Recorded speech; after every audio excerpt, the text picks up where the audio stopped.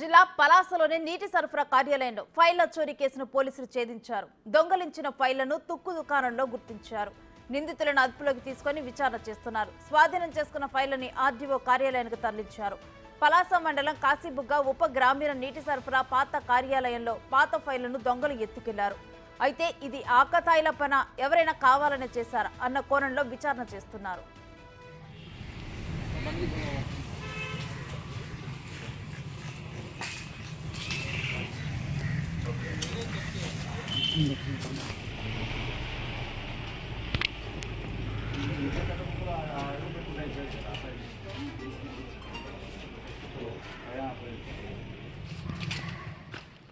ఇక ఇదే అంశానికి సంబంధించి మరింత సమాచారం మా ప్రతినిధి రాము అందిస్తారు.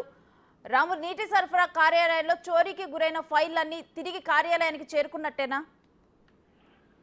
రేణుశ్రీ గ్రామీణ నీటిపారుదల శాఖ కార్యాలయంలో నిన్న జరిగిన చోరీకి సంబంధించి కూడా దర్యాప్తు ముమ్మరం చేశారు. దీనికి సంబంధించి కూడా జిల్లా స్థాయి అధికారులు ఈ రోజు అక్కడ పరిశీలించడం జరిగింది.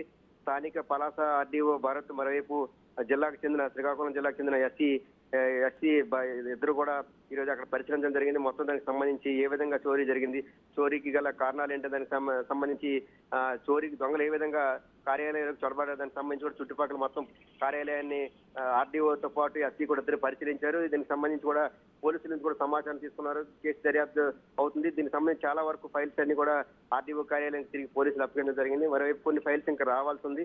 దానికి సంబంధించి కూడా ఎవరైతే నిందితులు ఉన్నారో వారిని పోలీసులు ఇంటరాగేట్ చేస్తున్నారు. ఇంకేమైనా ఫైల్స్ రావాల్సి ఉంటే వారికి తిరిగి వారి నుంచి రాబట్టేందుకు కూడా పోలీసులు కూడా వారి ఆరోపిస్తున్నట్టు కూడా ఆర్డీఓతో పాటు ఎస్సీ కూడా తెలిపారు. మరోవైపు దీని వెనకాతలు ఎవరైనా ఫైల్స్ సంబంధించి యాదృచ్ఛికంగా జరిగా, లేకపోతే ఎవరైనా గత ప్రభుత్వంలో ఎవరైనా దీనికి సంబంధించి అవకతవకలు పాల్పడి అటువంటి ఫైల్స్ ఏమైనా బయటకు వస్తే అధికారులతో కలిసి ఉన్న నాయకులు కానీ వారికి సంబంధించి అవినీతి ఏమైనా బయటకు వస్తుందానికి సంబంధించి కానీ ఏమైనా అధికారులు కానీ ఏవైనా తప్పుడు ఏమైనా పత్రాలు సృష్టించి అవినీతికి పాల్పడ్డారేమో అనేసి ఎవరి మీద అపాధ వస్తుందని దానికి సంబంధించి ఫైల్స్ ఏమైనా ఉంటే అవి బయటపడతారు ఏమైనా చేస్తారని దానికి సంబంధించి కూడా అధికారులు అయితే పూర్తి స్థాయిలో ఆ కోణంలో కూడా దర్యాప్తుకి పోలీసులకు ఆదేశించినట్టు కూడా స్పష్టం చేశారు. దీనికి సంబంధించి స్థానిక ఎమ్మెల్యే గౌతు శిరీష కూడా కార్యాలయంకి వెళ్ళి కూడా పరిశీలించడం జరిగింది. దీనికి సంబంధించి పూర్తి స్థాయి దర్యాప్తు జరగాలి. ఎందుకంటే ఈ ప్రభుత్వం వచ్చిన తర్వాత ఇటువంటి ఫైల్స్ అన్ని కూడా గత ప్రభుత్వంలో పనిచేసిన అధికారులతో పాటు గత ప్రభుత్వంలో పనిచేసిన ప్రభుత్వంతో కుమ్మక్కై చాలా వరకు అధికారులు ఈ విధంగా అవినీతికి పాల్పడడం తెలుస్తుంది. ఖచ్చితంగా దీని వెనకాల ఏమైనా